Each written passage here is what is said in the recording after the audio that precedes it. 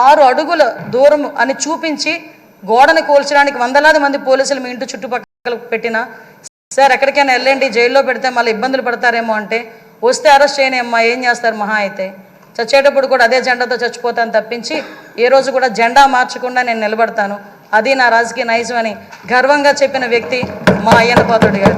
అటువంటి వ్యక్తి ఈరోజు సభా స్పీకర్ స్థానంలో ఉండటం నిజంగా మా అదృష్టంగా నేను భావిస్తున్నా.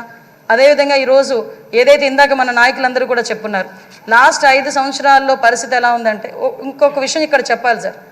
ఎందుకనంటే ఈరోజు ఒక బీసీ నాయకుడిని ఒక 40 సంవత్సరాల సుదీర్ఘ అనుభవం రాజకీయ అనుభవం ఉన్న ఒక నాయకుడిని సరైన పొజిషన్లో సరైన మనిషిని సరైన పొజిషన్లో కూర్చోబెట్టేటప్పుడు ప్రతిపక్ష హోదాలో ఉన్నవారు ప్రతిపక్ష హోదా కూడా కాదు మినిమం మా పార్టీ ఎమ్మెల్యేలు ఇక్కడికి వచ్చి పార్టీ సభ్యుల కింద మిమ్మల్ని కూర్చోబెట్టడం ఒక సంప్రదాయం.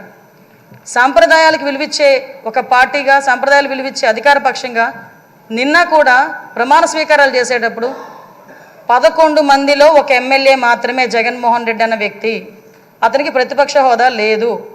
అలాంటి వ్యక్తిని కూడా సీరియల్ ప్రకారమో ఆల్ఫాబెట్ ప్రకారమో పిలవకుండా ఒక గౌరవ మాజీ ముఖ్యమంత్రి అన్న ఒక హోదాలో మనం పిలిపించి మినిస్టర్స్ తర్వాత అతను ప్రమాణ స్వీకారం చేసే అవకాశం ఇచ్చాం. అది మన గౌరవం, మన సంప్రదాయం. అది కాకుండా ఈరోజు అటువంటి సంప్రదాయం ఎందుకు వాళ్ళు రిసీవ్ చేసుకోలేకపోతున్నారు? ఈరోజు ఒక బీసీ నాయకుడు ఆయన రాకపోతే పోయాడు, ఆయన పులివెందులు వెళ్తాడు, ఎక్కడికి వెళ్తాడు. మిగతా సభ్యులను కూడా పిలిపించి కూర్చోబెట్టి మిమ్మల్ని ఆ స్థానంలో కూర్చోబెట్టని పిలిపించుంటే ఎంత గౌరవంగా ఉండేది. అంటే వాళ్ళకి గౌరవం ఇచ్చి పుచ్చుకోవడం కూడా చేత కాదన్న సంగతి ఈ ఒక్క సభ మొదటి రోజే మనకందరికీ కూడా అర్థమైంది. నేను ఒకటే అప్పీల్ చేస్తున్నాను సార్, ఈ సభలో ఇంతకుముందు జరిగిన అవమానాలు కానీ ఏ ఆడపిల్లకి కూడా ఇంతకుముందు జరిగిన అవమానాలు కానీ ఏ ఒక్కరికి కూడా ఆడపిల్లలకే కాదు ఇక్కడ శాసన సభ్యులకి కూడా ఎక్కడ కూడా ఎటువంటి అవమానాలు జరగకుండా చూసుకునే బాధ్యత. ఎందుకంటే నాయకుడిగా 40 సంవత్సరాల సుదీర్ఘ అనుభవం చంద్రబాబు నాయుడు గారి కంట కన్నీరు చూసింది ఈ అసెంబ్లీని. అటువంటి ఈ అసెంబ్లీలో ఆ రోజు కౌరవ సభగా ఉన్న అసెంబ్లీలోకి మళ్ళా గౌరవ సభగా వస్తానని చెప్పి ప్రమాణం చేసి ఇంతమంది సభ్యుల్లో గౌరవంగా మమ్మల్ని కూడా తీసుకొచ్చినందుకు ప్రత్యేకంగా ఆంధ్రప్రదేశ్ రాష్ట్ర ప్రజలందరికీ కూడా ధన్యవాదాలు తెలియజేసుకోవాలి.